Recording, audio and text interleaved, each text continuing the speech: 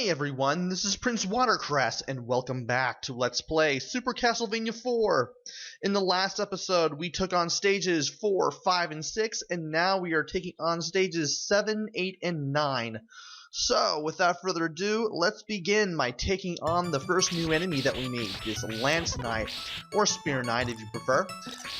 They only really attack you with the spear if you are directly above them on a platform of some sort. And that one right there on the lower right hand corner of your screen, if you get the candles in a certain order, it is possible to despawn that thing.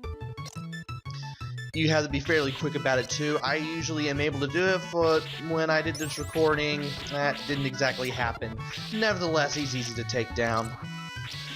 We also saw the ghost, those little ghosts from stage 1 again earlier.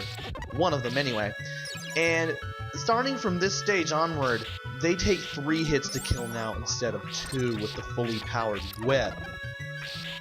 This isn't the only time that the game changes the rules on fighting an enemy. We'll see another example of that later on. And there's an axe armor there to the right of this, but we somehow managed to despawn that. I somehow managed to despawn that thing. I don't always do that. Apparently I must have hit like the magic distance to get that thing to not appear. And after fighting a few more ghosts, we get to fight one last axe armor before we go to the next part of block 7-1. The next part of this block is strictly vertical, and we get to face 2 new enemies, and we meet the first one already. This thing that flies around in a sine wave pattern and carries a shield. It makes 2 passes, and it actually flies even higher and faster on the second one. And we also get to meet the book enemies. They go down with like only 1 or 2 hits, but for the first 2, I actually hold down the Y button and then just let it touch the whip, and well, after about 2 or 3 touches it goes away. But for this third one, I actually have to fight this one head on and actually hit it with the whip.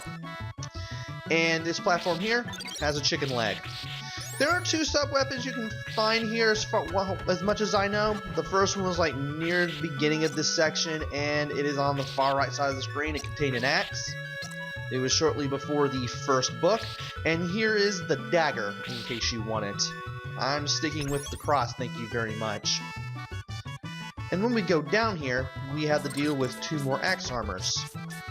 If you have the cross, they're really easy to take down, especially from a distance.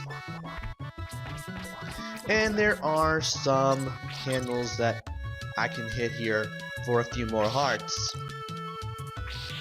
After this, it's to the book platforms. They're very slow, they have predictable patterns, and they can only really be the death of you if you're not that patient, or you get kind of cocky with the timing. You also have to deal with the red skulls as well, the red skeletons, I don't know why I call them red skulls. And that candle up there above me, that had an axe in it.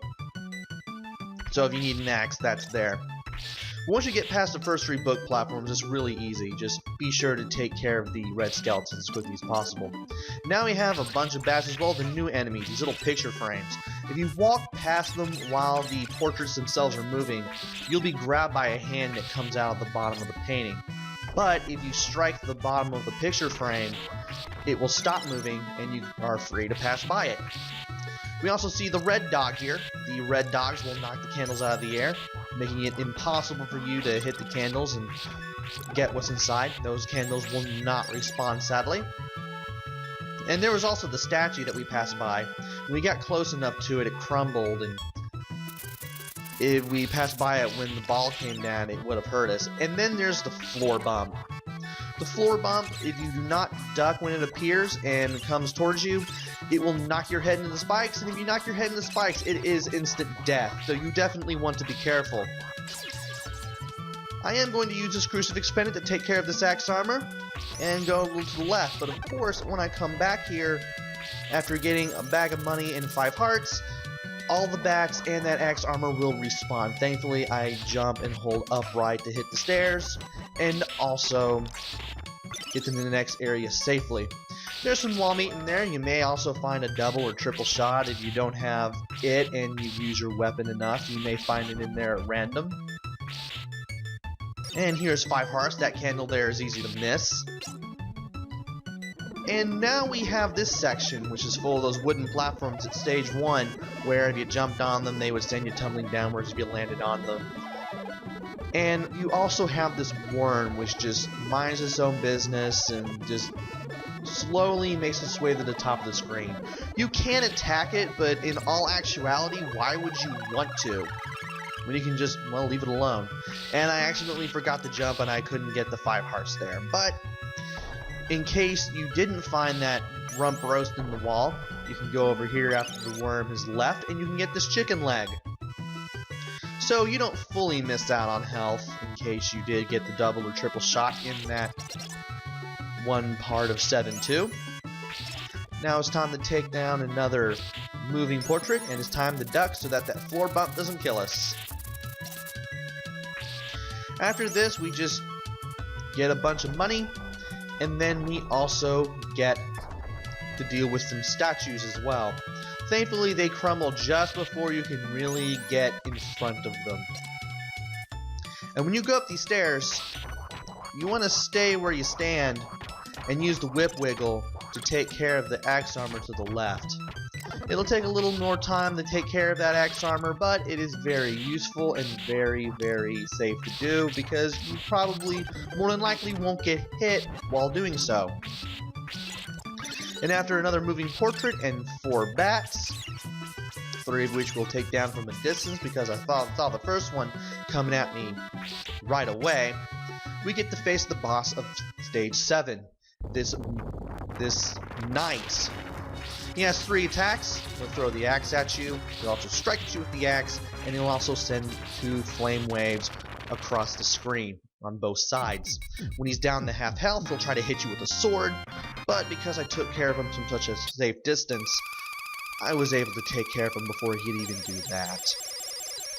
So he didn't last long with the sword in his hand. And after you beat the boss and you get a whole bunch of points from hearts and time, you get to drop down to stage 8. This is where the game starts getting difficult.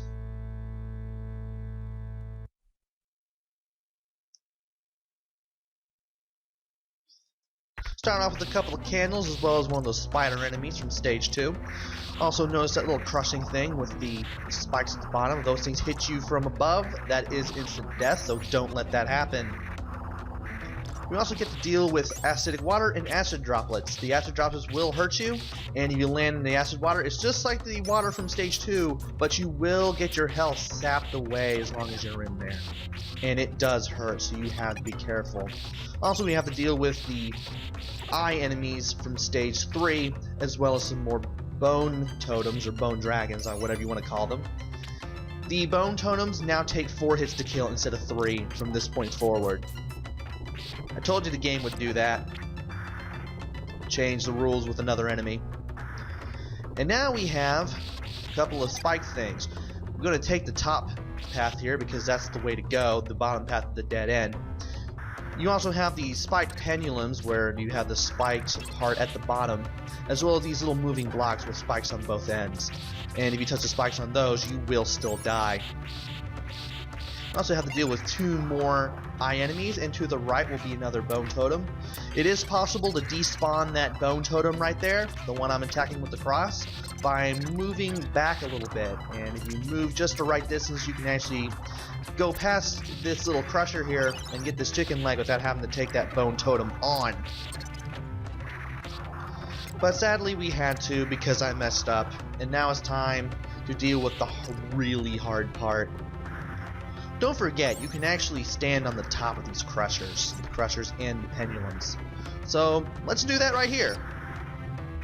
Now you could walk below these 2, but after watching some speedruns, you can just leap on top of the first one. Also, there's a dagger. Time to take down another eye enemy, and then we're going to have to deal with some of these little blades that drop down from the ceiling. They don't hurt that much, but they can be very annoying, and they can kind of take you back. And here is one of those little dragon things that move up and down. Take care of the first one, move to the right so the second one shows up, and then hit the candle near the first one, and then grab the crucifix pendant so you can easily take care of the second one. Time to take care of another bone totem, and then we have this bridge, which will start falling after a while. I move very slowly and wait for that third bat. Once I see that third bat, I gun it. I take a hit from that bat, but I still manage to stay on the bridge, and I manage to get all the way to the right just in time. And here's the vertical section. You may notice on that set of stairs there is a brown portion. If your whip touches that in any way, it will crumble, and the debris can hurt you. I can't speak to save my life today. You also have to deal with these wall skeletons as well. And I believe there is a dagger in the lower right hand corner right there. All the way to the right, and all the way to the left is some food, but it's really tricky to get to. And I could have actually moved to the left while dropping down, but I didn't want a chance accidentally running into the spikes there. That would have led to instant death, so I just let that wall skeleton hit me. We will be finding some food shortly. For now though, we need to time our movements carefully so that we can carefully duck walk past these two moving spike blocks and get some more hearts. Down there to the right is a brown jug of invincibility, but I take care of the wall skeleton first before I grab it. Otherwise the invincibility won't be as useful. It also lets me pass through that pendulum undisturbed without even taking a hit, which is really nice. When we get on this platform, we gotta wait for another eye enemy, gotta get near the edge of the ledge there and hit that thing. And of course watch out for the acid droplets, which is something I recommend doing this entire stage. Wait for that first spike block to go all the way up, and then just walk off the edge and keep holding right. The candle between the two spike blocks contains a dagger, so in case you're wondering why I didn't hit it, there you go. Also, you want to duck walk through here, so that way you can not only avoid these spikes that come out of the ceiling here, but you want to hold down and then hold Y, so that way you can do the whip wiggle while crouching. That allows you to get the chicken leg that's through here. To the right of this area is a bunch of platforms, and the order in which they come out are very random. I actually managed to get a really good pattern here. Just watch them very closely. Just try to get to the end as fast as you can. And then you'll eventually take on the boss, which is a Frankenstein doctor. He has 3 attacks. One of them is a potion that splits into 5, and the 5 projectiles land on the ground. The other one is another potion that causes a little wave of fire to cover like about 1/3 of the floor, and he has a doppelganger attack where he sends out a doppelganger, and if you hit the fake one, he just goes down in one hit while the real one stays on the screen. And now it's time for stage 9. This one can be just as bad, if not worse, than stage 8. We're in the gold room, so we gotta be careful with the jumping, and we also gotta watch out for the bats at the beginning of this area. Especially this one, which will come right at us, but thankfully I saw him coming. After walking on some treasure chests, you'll notice a crack right there, making its way to the surface of the floor. If you ever see a crack like that and you step on it, it won't cause a pit to be created, but it will create a kind of a crevice that you will easily fall into, and it can take you by surprise if you're not careful. After taking on some gold skeletons and also accidentally missing some candles there that would have gotten me a few more hearts, but that's alright, we managed to skip by these little platforms. These little gold platforms will crumble as soon as we step on them, much less walk on them. As soon as we land on them, they will start disappearing. All that's up there is just a couple of hearts, nothing special like any power-ups or anything, or any sub-weapons. So we didn't really miss out on much there. And now we have to take on those platforms, those little gold platforms that dissolve when we walk on them. And you want to be very careful. Don't let the candles keep you preoccupied. And you also want to go into that crevice right there, the lower crevice where one of the gold skeletons is. Otherwise, the upper skeleton will probably knock you back into a pit. And if you go over here, you'll find a whole bunch of hearts. I'm assuming they're all 5-heart hearts. And I think there may be a sub-weapon there, I'm not sure. Also, take out that bat before you get on these platforms here. And you want to be careful when you hit the last of these because there is a gold skeleton. And you want to be able to hit him in the air while he's in the air so that way he doesn't knock you into another pit. One of many. And of course, because I had the cross with me, I was able to just simply press one button and take care of it from a distance. Could have hit with the whip, but you know, I wanted to be better safe than sorry. And after taking care of another dragon here, we have these little hooks that we can get on. This will let us avoid the coffins here. But of course, you can jump over them if you need to.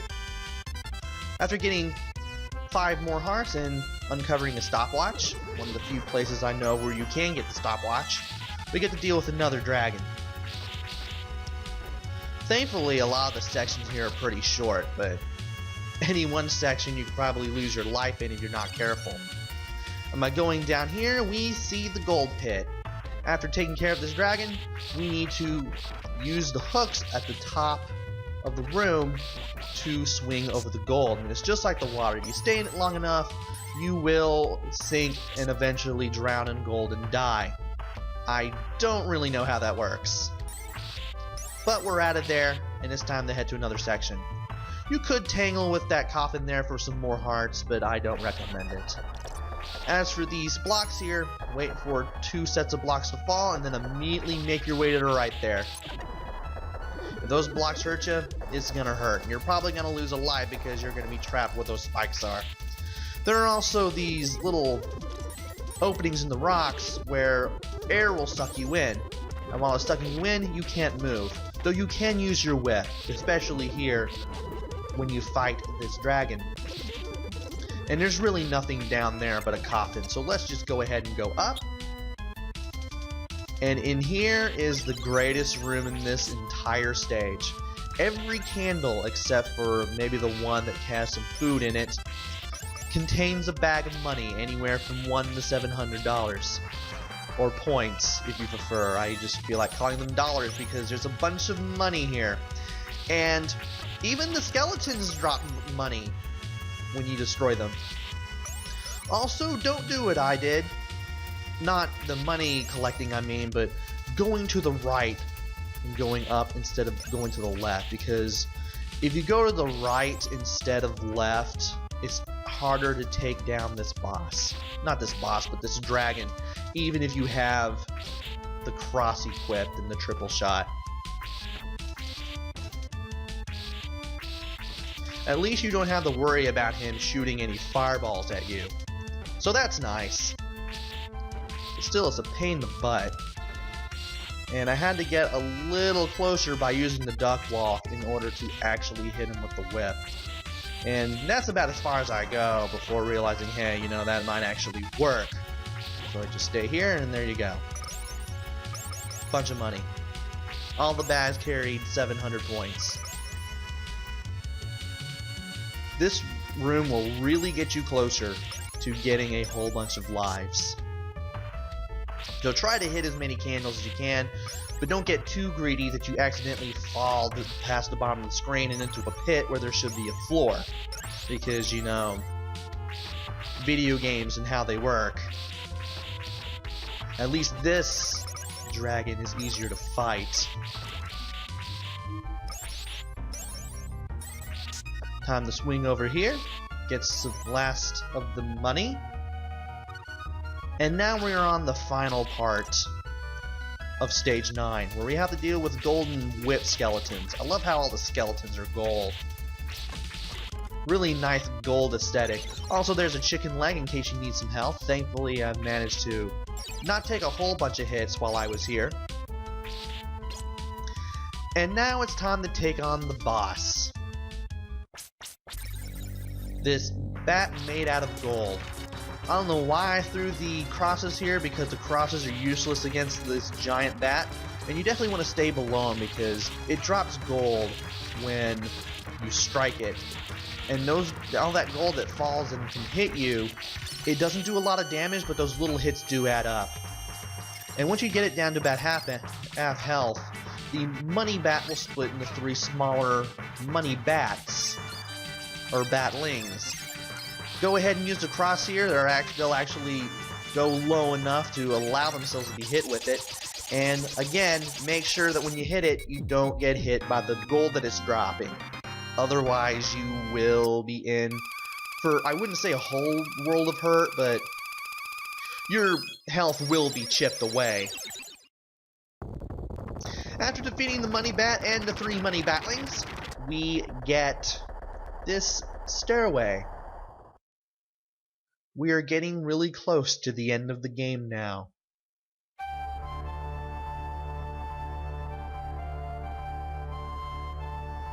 Welcome to Stage A. The Clock Tower, which we'll take on in the next video. So join me next time where I finish this game off and beat Stage A and Stage B. So until then, this is Prince Watercress. Take care, stay safe, and thanks for watching!